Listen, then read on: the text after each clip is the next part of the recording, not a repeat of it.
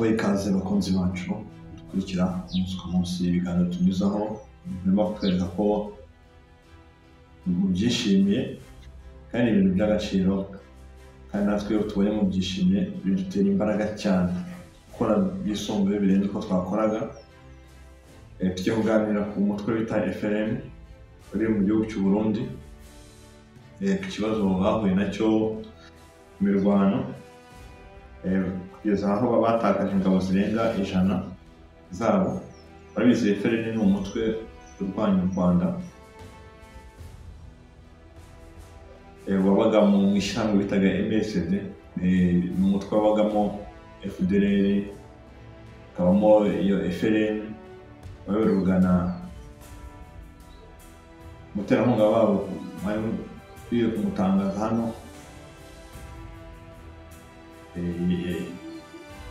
yari Kayumba wibera muri Afurika y'Epfo. Uyu mutwe wabo waje kuza gusenyuka mu mwaka wa 2024 ubwo wasenyutse mu buryo buri official, ariko n'uragiye usenyuka gake gake.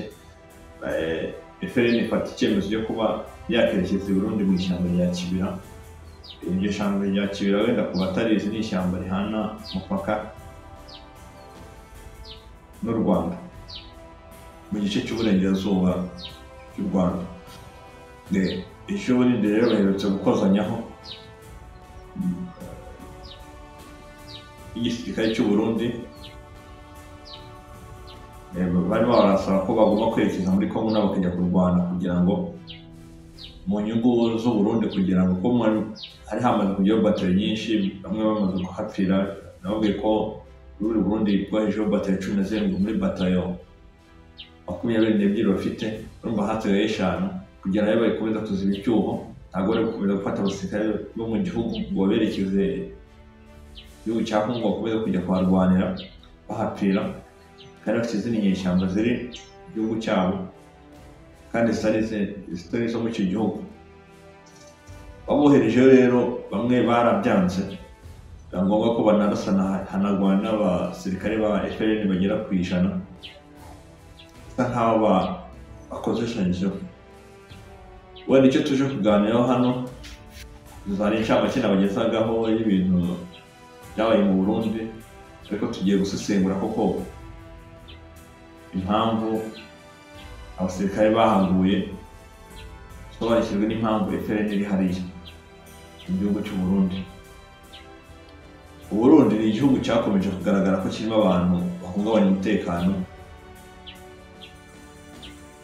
bahunze u Rwanda berekeza Burundi, baba banzi b'u Rwanda bose bajya muri uriya mutwe wo kugira ngo bateza akaduruvayo mu Rwanda. Murabizi intandaro byose byahereye kuri FDLR igenda igafata uburasirazuba bwa Kongo imara igihe kirekire, iyo bigenda yumvikana n'abantu benshi baba mu bihugu bitandukanye, mu Bubiligi hehe na hehe. Usanga abandi baba abajenosideri bagiye bakora ibyaha mu Rwanda, noneho bakagenda bagakora ishyirahamwe ryabo, bagakora imitwe yitwaje intwaro. Iyo murabizi neza ko hari umuyobozi wabo n'u Rwanda bigize gufata, murabizi bita Paul Rusesabagina, nyuma yo kuzana mu Rwanda akagirwa imbabazi akajya agasura muri Amerika, nyuma yo guhakana gusoma umunyarwanda ngo ahubwo umuntu mu Bubiligi, bibaza ko mu Bubiligi avuga ikinyarwanda, nabyo bikakuyobera kuko kandi amaraso ye avuka mu Rwanda, bakitwaza ko bafitiye pasiporo mu Bubiligi mwemera ko umwenegihugu, ariko n'ubundi ntibikuraho ko n'ubundi umuntu yakoze icyaha ari mu gihugu, naho yaba ari Umubiligi kavukire waho yakoze icyaha mu Rwanda, naho u Rwanda bamukurikirana nk'umuntu wakoreye icyaha mu gihugu cy'u Rwanda. Tugaruka kuri FLN, wenda zari inshamake nabagezagaho kugira ngo mwumve FLN ukuntu yabonetse.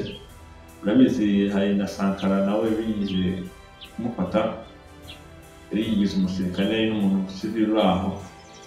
Wenda tugarutse kuri FLN, uriya mutwe uburyo wavutse ku nyungu z'abantu benshi bagiye bahunga. Murabizi Kayumba nawe ari mu bantu leta yari yashyizeho impapuro zo kuba yafungwa, birangira nawe atorotse igihugu, nabo bagenda bakora uwo mutwe wibera muri Afurika y'Epfo. Yari mu bantu ba mbere bawutera inkunga kugira ngo ukomere, bitegura kuzatera u Rwanda. U Rwanda rero rukimara kumenya gahunda zabo, bagiye batatanya, bagenda bafata uruhande rwo gukurikirana imyitwarire yabo. Murabizi bamwe bagiye banafatwa,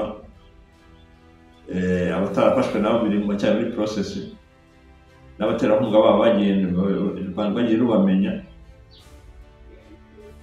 Murabizi ko na Rujugiro yagaragaye muri iyo case yo kuba nawe ari umuntu utera inkunga MRCD cyangwa se bitaga ngo P5, kugira ngo abenshi bajye mubyumva, abatarashe kubyumva nabo tuzajya tubiganiraho gake gake, byinshi mubagenda mubisobanukirwa. Tugarutse kuri uyu mutwe rero, icyatumye mu by'ukuri barwana bakozanyaho n'ubuyobozi bw'u Burundi nuko babohereje kuri tele ngo bagere barwane mu nyungu z'u Burundi, ko bamaze gutakaza abasirikare benshi, birangira umutwe ubyanze. Baravuga ati intego zacu zitumye turi i Burundi ntabwo ari ukujya kurwanirira Kongo, ahubwo ni ukugira ngo tuzarwane dufate u Rwanda. Kandi gufata u Rwanda byo murabizi ni ibintu bidashoboka, abantu benshi ntabyo basobanukiwe neza ku gisirikare cy'u Rwanda, ariko nibura abasirikare baharwaniye ba SADC benshi bazi icyo bisobanuye kuri M23. Ntabwo nanirwa M23 ngo utekereze kuba washobora u Rwanda. Babonye n'ubwirinzi bwagiye bugaragara ku mipaka y'u Rwanda, igice cy'uburengerazuba cyane, ibitwaro u Rwanda rwabifataga, n'ibisasu bagejeje kurasa u Rwanda rukabisama rukoresheje ubwirinzi bw'ikirere. Ni ibintu byinshi benshi barabibonye baranabisobanukirwa, ahubwo ntekereza impamvu wenda iyo mitwe myinshi itagenda ireba ukuntu bihagaze. Wenda tunyujijemo n'akandi, abantu benshi akantu narebye mu makuru, ariko wenda gakora ikiganiro cyayo kirambuye kinagira umwanya wo gusesengura. Ubu ejo nimo ndeba umuntu wabaga muri FDLR aza kuyihunga, ariko bigaragara ku maboko bamuteye ibintu by'imyotso cyane ngo kugira ngo atazabacika. Nawe wumvire umuntu ugutwika ku kuboko ngo gushyizeho ibimenyetso ngo utazamucika, kandi n'ubundi zo kumucika ni ugucika ko ari ibintu umuntu akoresha mu mutwe, bihuriye n'ibimenyetso bamushyiragaho. Urumva n'ihohoterwa bakoreraga abantu babaga muri FDLR, cyane cyane nk'abantu bageraga nk'abamambure, bashaka kuba nk'abamambure babo, cyangwa se kongera ingano y'abantu bagomba kuba muri FDLR kugira ngo FDLR bakomeze bayagure, ariko ugasanga harimo abantu bayirimo ariko batayishaka, harimo uburyo kugira ngo nk'umuntu yarimo agaragara ko yavuye mu nce za Rubavu, agaragaza ko yisanzemo, agaragaza ko yari amaze imyaka igera kuri 2, urumva yagiye muri 2023, ariko nawe agaragaza ko uko yarabayeho nabi cyane. Igihe yagaragajwe n'ingabo za M23 zimugaragariza itangazamakuru. Muri iki kiganiro turaza kugikora tukirambure, tubone ukuntu tukibagezaho kirambuye, mumenye ngo byatangiye bite, kugira ngo umuntu ajye muri M23 agire n'aho ayivamo bamaze kumushyiraho ibimenyetso. Bamutwitse ukuboko, wenda aho ntabwo twagaragaza amavidewo kuko ni ikosa rikomeye kuri YouTube. Tugaragaje amavidewo y'ukuntu bamukomerekeje, YouTube ishobora kubiduhanira. Tunabashimiye abakunzi bacu n'umudukurikiye, aho muherereye hose turabashimiye. Mugire ibihe byiza, naho muri iyi nkuru ikurikiriza.